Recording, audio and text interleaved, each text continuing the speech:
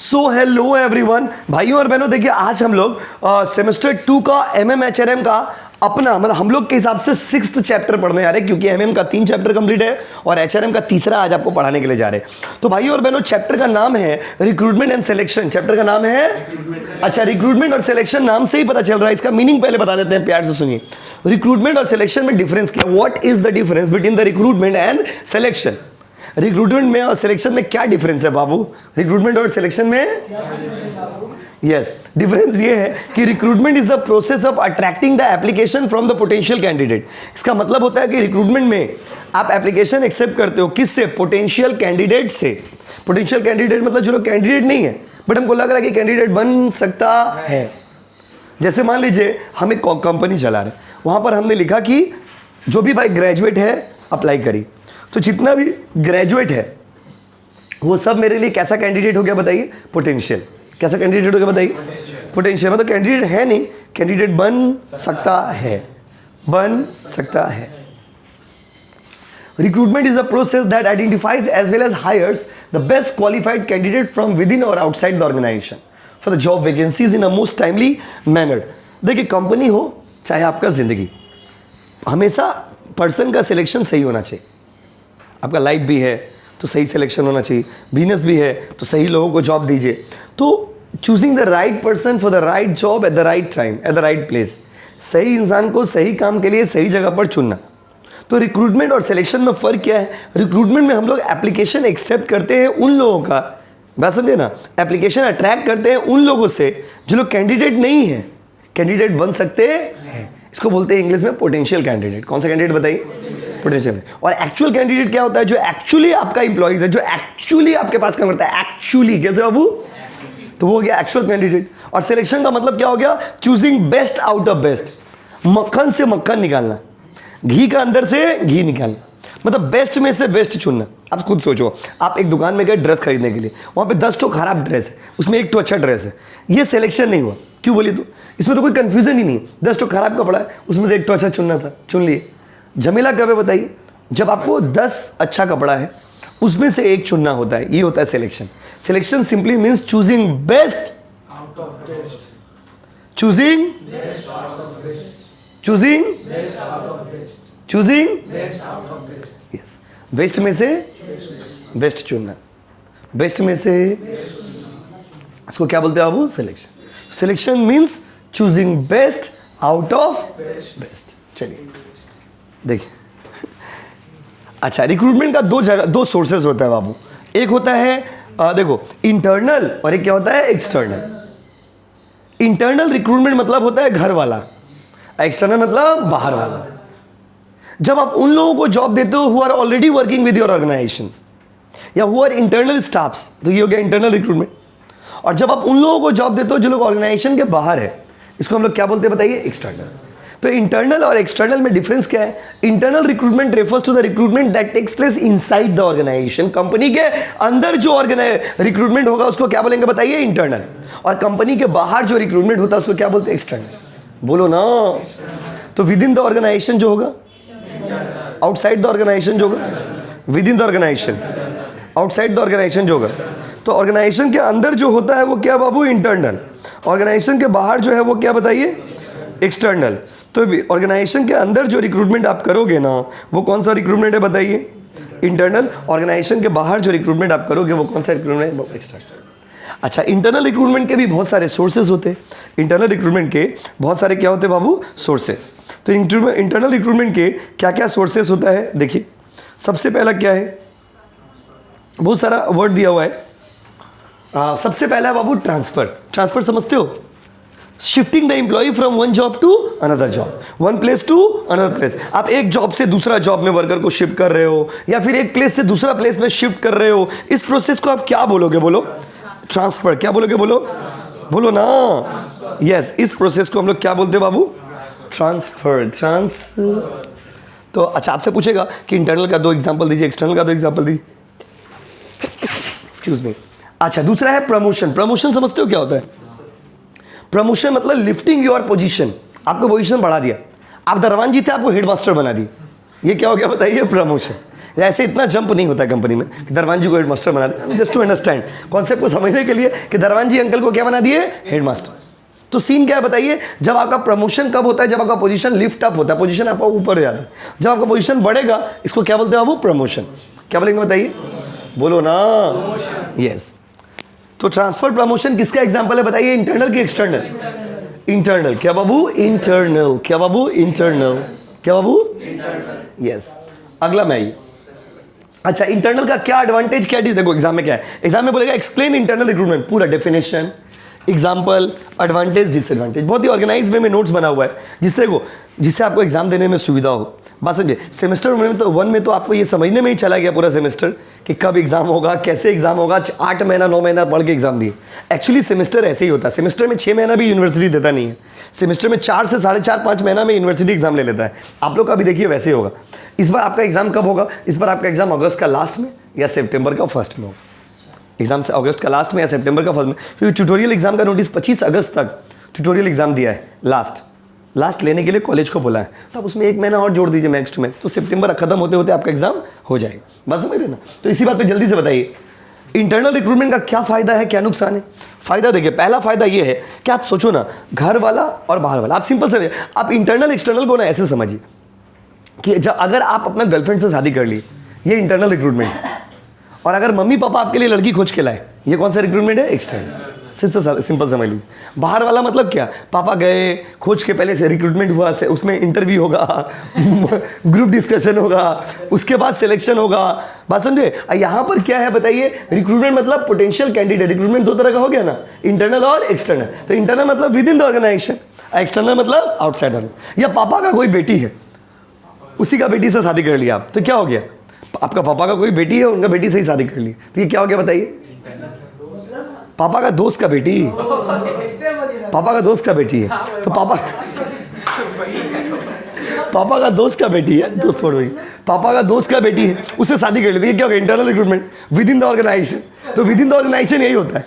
आप मैं तो इसका एडवांटेज और डिसएडवांटेज आप बहुत इजीली समझ जाएंगे। When you Mary whom you know, जिसको आप जानते हो, जो आपके कंपनी के अंदर है, उनसे अगर आप जॉब देते हो, उन्हीं को, जैसे आप लोग मेरे पास पढ़ रहे हो, हम क्या किया अपना कंपनी में आपको ही जॉब दे दिए, तो ये क्या हो गया बताइए, इंटर्न। ये क्या हो गया बाबू, इंटर्न। अब देखिए क्या बोला है, तो इंटरनल रिक्रूटमेंट का फायदा क्या होगा, आप ऐसे ही समझना, घर एक ऐसे इंसान से आपने शादी किया जिसको आप पहले से जानते हो, तो ये कौन सा रिक्रूटमेंट हो गया, इंटरनल। अब देखिए इंटरनल रिक्रूटमेंट एडवांटेज क्या है, डिसएडवांटेज क्या है, ऐसे ही समझिए। The moral of employee along with the loyalty to the organisation is enhanced. Moral, वो लोग लॉयल हो गए ज़्यादा। जैसे बात समझिए, नॉर्मली क्या होता है, जब आदमी कोई लव मैरिज करता है तो बोल नहीं पाता है, लड़की सोचता है कि पापा को कैसे बोलेगा कि हम अपना मन से शादी की, लड़का भी सोचता है पापा को कैसे बोलेगा कि हम अपना मन से शादी की। यहाँ भी सेम चीज़ है। अगर आप उसको जॉब दे रहे हैं जो कंपनी के अंदर ऑलरेडी काम करता था, तो उसके अंदर एक लॉयल्टी ज़्यादा होता है। लॉयल्टी मतलब लॉयल, ईमानदार ज़्यादा होगा, ऐसा आप एक्सपेक्ट कर सकते हो।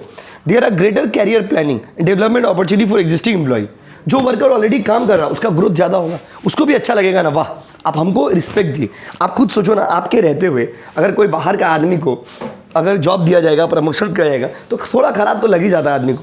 इसीलिए जो पहले से ऑलरेडी वर्क कर रहे हैं आपके ऑर्गेनाइजेशन में, जैसे स्कूल में होता है कि हेड जो टीचर्स ऑलरेडी पहले है, उसमें जो सबसे सीनियर मोस्ट टीचर होते हैं ना, जनरली ये गवर्नमेंट प्राइवेट स्कूल में नहीं होता, गवर्नमेंट स्कूल में होता है। प्राइवेट स्कूल में तो मैनेजमेंट जिसको अपॉइंट कर देता है वो टीचर हेडमास्टर बन जाता है।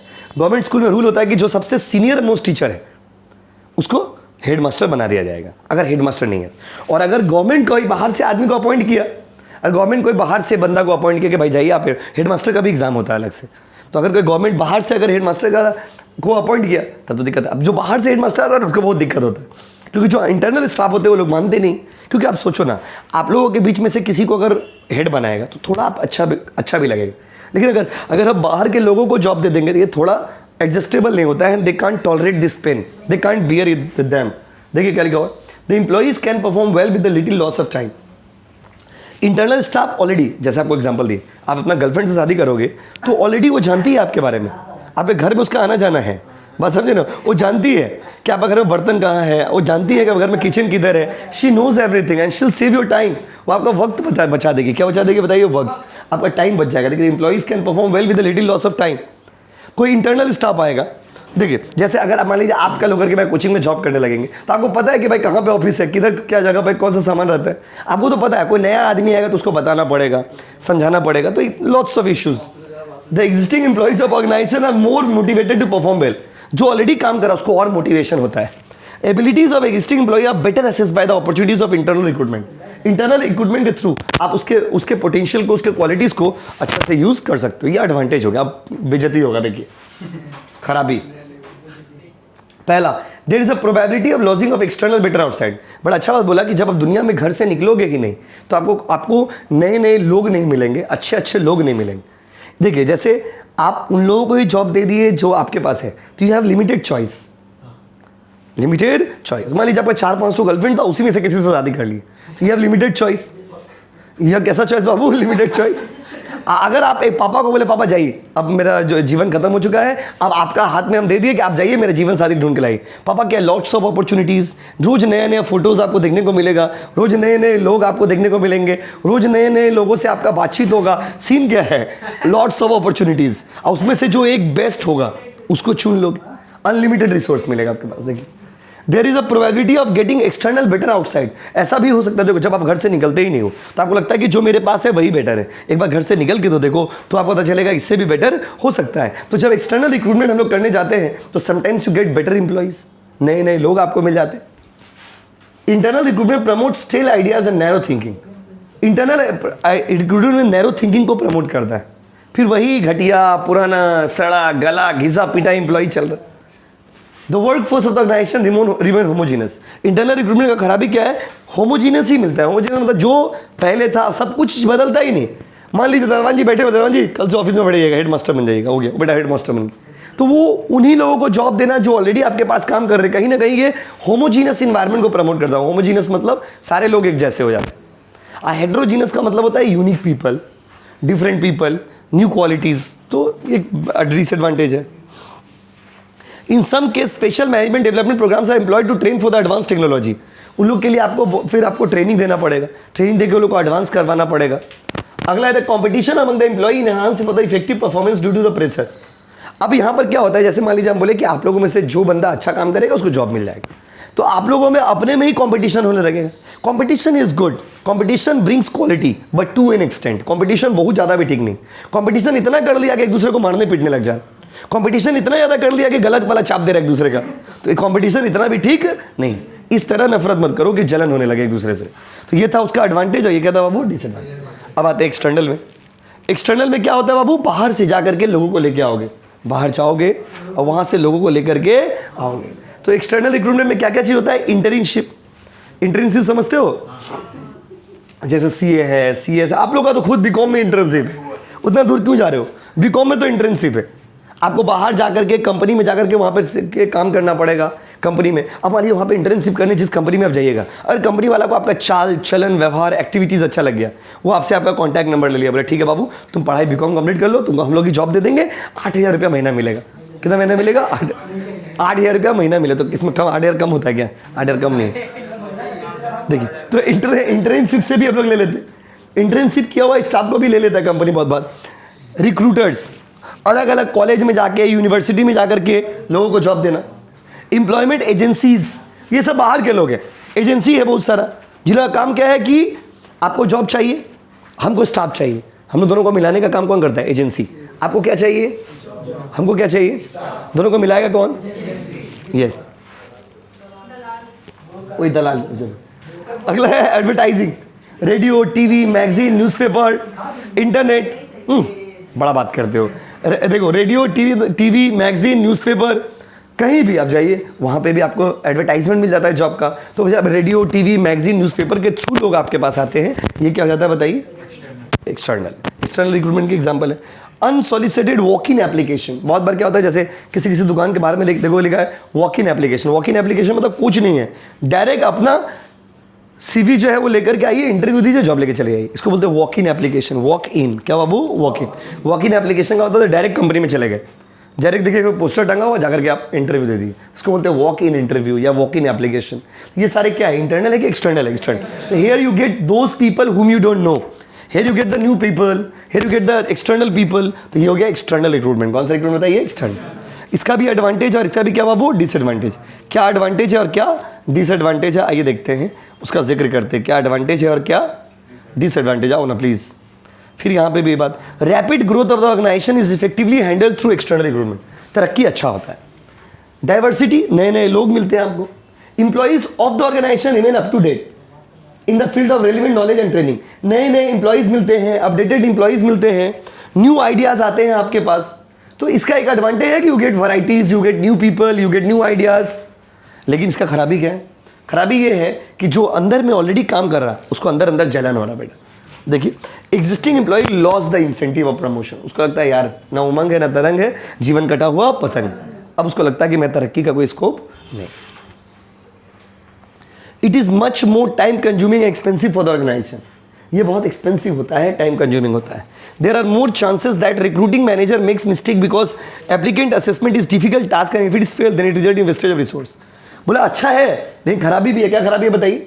कि अगर बाहर से बाहर वाला में ना खर्चा ज़्यादा होता है, उसमें वो लोग का बहुत सारे इंटरव्यू होगा, बाहर में आकर के एडवर्टाइज करोगे, खर्चा होता है। लेकिन आप जो उसके खर्चा करने के बाद भी अगर खराब वर्कर मिल गया तो ये भी एक रिस्क है ना। ज़रूरी तो नहीं है कि अच्छा ही वर्कर मिले, खराब वर्कर भी मिल सकता है। अच्छा, ये नीड है, नीड है इंपॉर्टेंस की क्या फ़ायदा होगा, रिक्रूटमेंट करने का क्या बेनिफिट है, ये एग्जाम के लिए उतना इंपॉर्टेंट नहीं, एक बार रीडिंग मार लीजिएगा। ठीक है, देखिए अब आइए, देखिए यहाँ पे रिक्रूटमेंट पॉलिसी। देखिए रिक्रूटमेंट पॉलिसी मतलब हर एक कंपनी का अपना अपना एक पॉलिसी होता है। उस पॉलिसी को क्या बोलते हैं बाबू? Recruitment policy. Every organisation must have a suitable recruitment policy. Recruitment policy refers to the programme related to recruitment.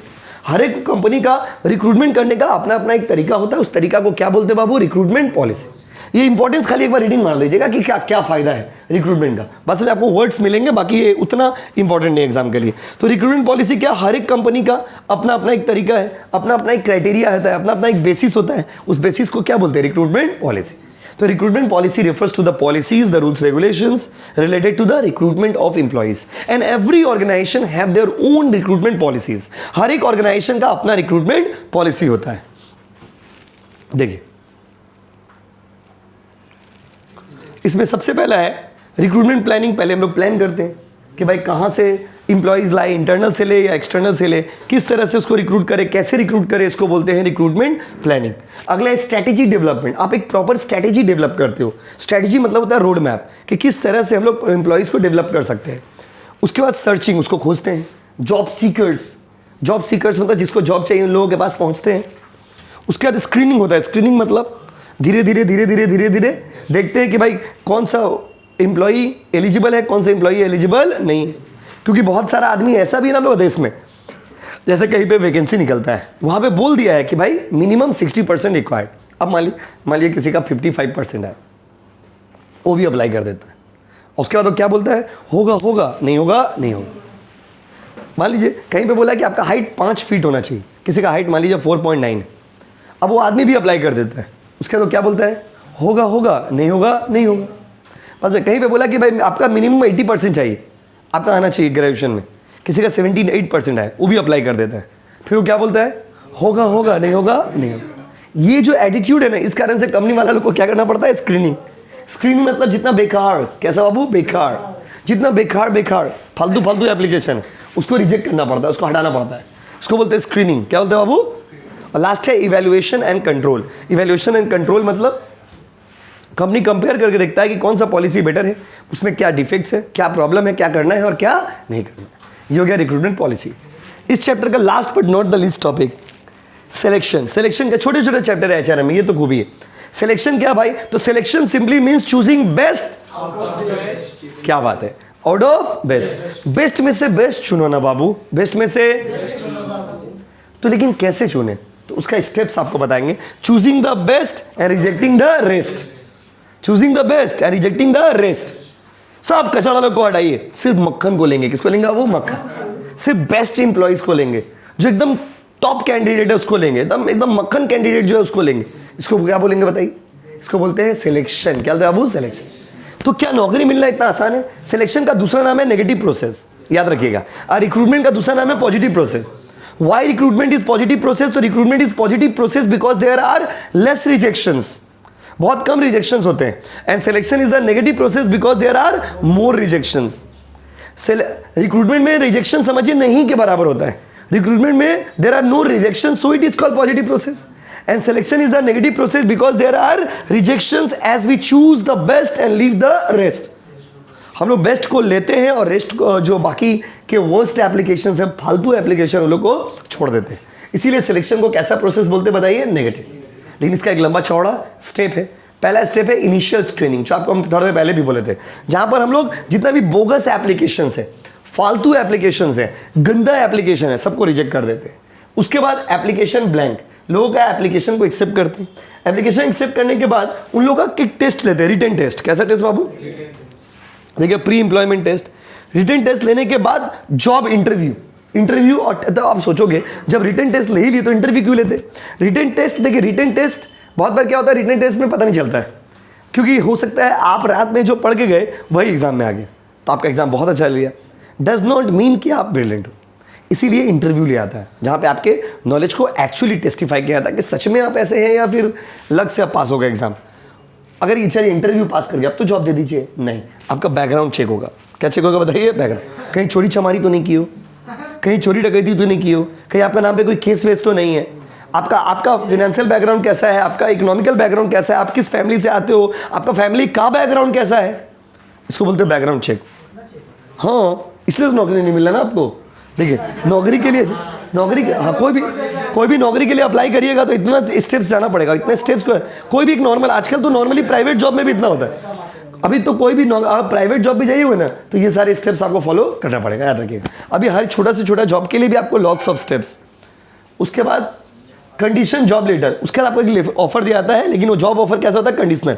बहुत बार आप लोग में से कोई अगर इंटरव्यू दिए होंगे कहीं भी छोटे मोटे जॉब के लिए भी, तो आप देखिए होंगे वो लोग क्या बोलता है कि ठीक है आपको जॉब देंगे लेकिन 6 महीना के लिए, 3 महीना के लिए देंगे, 2 महीना के लिए देंगे। अगर आपका जॉब अच्छा लगा तो परमानेंट होगा, अदरवाइज आपको छोड़ना पड़ सकता है। इसको बोलते हैं कंडीशनल जॉब ऑफर, जहाँ पे बहुत सारे शर्त होते हैं, मतलब शर्तें मोहब्बत, एक ऐसा मोहब्बत जो शर्त के साथ होता है।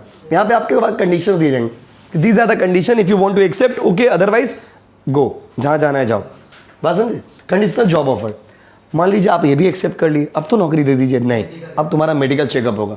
क्या पता तुम कंप्यूटर चलाते चलाते मर गए, तो कंपनी वाला को ना पैसा देना पड़ेगा, इसीलिए रुको, तुम्हारा मेडिकल चेकअप करा ले बाबा, फिजिकली फिट फाट हो कि नहीं।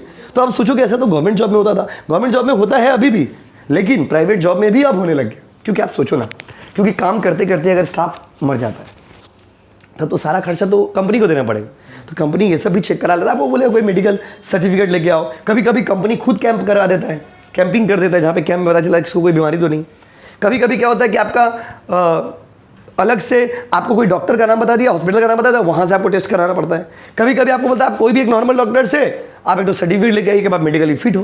तो इस तरह का चेकअप आजकल होता है, और इसके बाद अगर सब कुछ ठीक रहा, ऊपर वाला का आशीर्वाद रहा, तो आपको नौकरी मिलेगा, नहीं तो नौकरी नहीं मिलेगी, सॉरी आपको जॉब नहीं मिलेगा। तो ये पूरा स्टेप था। तो पूरा चैप्टर को हम लोग खत्म कर चुके हैं। पूरा चैप्टर को अगर हम लोग समराइज करेंगे, चैप्टर में क्या क्या था टॉपिक सुन लीजिए। रिक्रूटमेंट, उसका एडवांटेज, रिक्रूटमेंट उसका टाइप्स इंटरनल एक्सटर्नल, उसका एडवांटेज और डिसएडवांटेज। उसके बाद सिलेक्शन, सिलेक्शन का मीनिंग, सिलेक्शन का स्टेप्स खत्म। अगर आप देखो तो पूरा चैप्टर वही था, छोटा सा टॉपिक। कौन सा पॉइंट बाबू? स्क्रीनिंग बोले तो इनिशियल स्क्रीनिंग बोले, स्टार्टिंग में जितने भी बोगस एप्लीकेशन है, बेकार एप्लीकेशन है, उन सबको हम लोग रिजेक्ट करके जो सूटेबल कैंडिडेट्स हैं उन लोगों के एप्लीकेशन को एक्सेप्ट करते हैं। यस, क्योंकि बहुत आपको बोला ना, बहुत सारा आदमी क्या है जो तो एप्लीकेशन दे देता है, अनडिसेंट एप्लीकेशन देता है, रिक्वायर्ड ही नहीं। आपका सिर्फ एक ही काम है, चैप्टर को रीडिंग कर लेना। रीडिंग कर लोगे बस हो गया, और कुछ बना के एग्जाम में लिख के आओगे, लेकिन रीडिंग नहीं करोगे तो नहीं होगा। तो चैप्टर पूरा रीडिंग कर दिए, अब आप कंप्लीट करा दिया, अब जाके इसको रीडिंग कर लेना। ठीक है guys, thank you so much.